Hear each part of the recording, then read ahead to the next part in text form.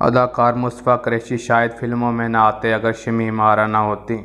دوستو، اداکار مصطفیٰ قریشی کی فلموں میں آنے کی کہانی بھی بڑی دلچسپ ہے۔ یہ کہانی کچھ اس طرح ہے کہ اداکارہ شمیم آرا ایک فلم کی شوٹنگ میں مصروف تھیں۔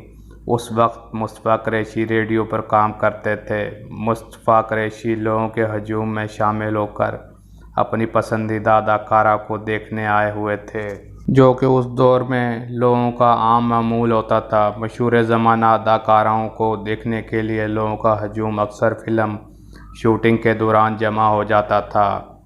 اس ہجوم میں فلم ڈائریکٹر رضا میر نے نوجوان مصطفیٰ قریشی کو دیکھا، جو ان کو بھا گیا۔ وہ ان کی جوانی اور خوبصورتی سے متاثر ہوئے اور رضا میر نے مصطفیٰ قریشی سے ملاقات کی اور ان کو اپنی آنے والی فلم میں کام کی آفر کر ڈالی۔ مذاکرات کے بعد مصطفیٰ قریشی نے فلم لاکھوں میں ایک میں شمیم آرا کے شوہر کے کردار کے لیے حامی بھر لی اور اس طرح مصطفیٰ قریشی کا فلمی کیریئر سٹارٹ ہوا۔ دوستو، اس لیے کہتے ہیں کہ قسمت کی دیوی کب آپ پہ مہربان ہو جائے پتہ نہیں ہے۔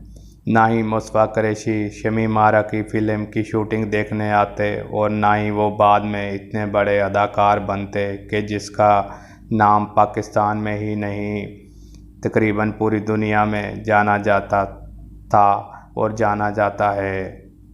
امید ہے کہ آپ کو یہ کہانی پسند آئی ہوگی۔ شکریہ۔